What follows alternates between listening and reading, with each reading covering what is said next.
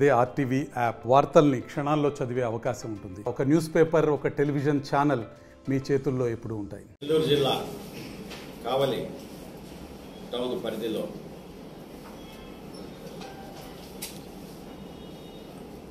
అనంత ఆర్థ associates అనేవాళ్ళు 17 మంది సభ్యులుగా చేరి ఒక ఫైనాన్షియల్ షేర్ మార్కెటింగ్ ట్రేడింగ్ అని చెప్పేసి ఫైనాన్షియల్ ఇన్స్టిట్యూట్ అని ముసునూరులో 2021 సంవత్సరంలో స్థాపించారు.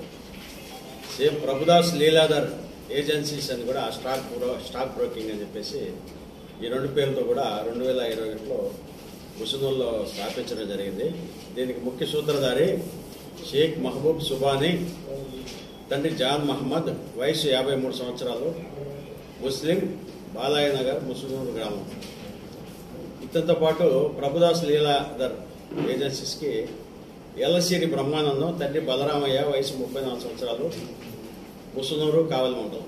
వీళ్ళిద్దరూ కలిసి స్థాపించడం జరిగింది. ఈ స్టాక్ ట్రేడింగ్ ముసుగులో, స్టాక్ మార్కెటింగ్ ట్రేడింగ్ అని చెప్పేసి ఆ ముసుగులో వీళ్ళు ప్రజల నుంచి డబ్బులు అక్రమంగా డిపాజిట్స్ వసూలు చేసి ఎక్కువ అధిక వడ్డీలు ఇస్తామని చెప్పేసి ఒక్కొక్కరికి ఒక్కో రకంగా 10 రూపాయల వడ్డీ, 12 రూపాయల వడ్డీ, ఎట్లా పడితే అట్లా వడ్డీలు ఇస్తామని చెప్పేసి ప్రజలు మభ్యపెట్టి డబ్బుల్ని వసూలు చేయడం జరిగింది. ఈ క్రమంలో మేము ఇంటర్ఫియర్ చేసి అసలు ఏం జరుగుతుంది అన్నప్పుడు అతను క్లోజ్ చేసుకునేసి వెళ్ళిపోవడం జరిగింది. ఆఫీస్ క్లోజ్ చేసుకునేసి తర్వాత మాకు కంప్లైంట్ రావడం జరిగింది.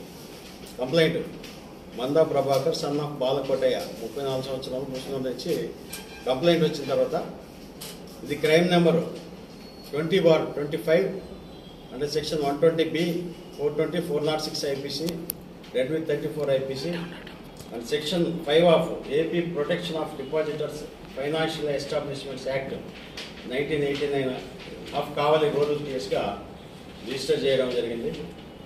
రిజిస్టర్ చేసిన తర్వాత వీళ్ళ గురించి విచారించడం జరిగింది. వీళ్ళు 2014లో ఈ మీద కాకినాడ పోలీస్ స్టేషన్లో కూడా సేమ్ ఇలాంటి కేసే ఒకటి కోట్లలో డిపాజిట్లు సేకరించి ఇలాంటి కేసే ఒకటి రిజిస్టర్ అయినట్టుగా తెలిసింది. అక్కడ అరెస్ట్ కాకుండా తప్పించుకొని తెలిసింది. అదే రకంగా తెలంగాణ రాష్ట్రం మక్తల్ అనే పోలీస్ స్టేషన్లో 2021లో సేమ్ ఇలాగే crores of rupees కలెక్ట్ చేసేసి అక్కడ కూడా అరెస్ట్ కాకుండా తర్వాత మరికల్ అని ఇంకో పోలీస్ స్టేషన్ తెలంగాణలో ఈ రెండు చోట్ల కూడా కేసులు రిజిస్టర్ అయినాయి. ఈ మూడు చోట్ల కూడా ఎక్కడ కూడా అరెస్ట్ కాకుండా తప్పించుకొని జరుగుతున్నారు. ఇదంతా కూడా మేము చరిత్ర సేకరించడం జరిగింది.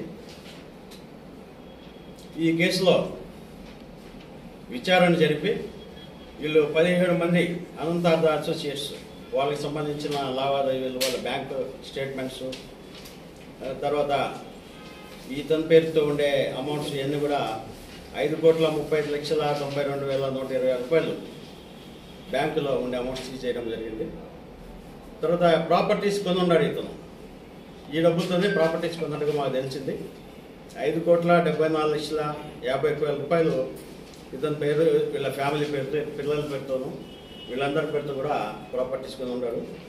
అవి కూడా గవర్నమెంట్కి సీజ్ చేయడం జరిగింది.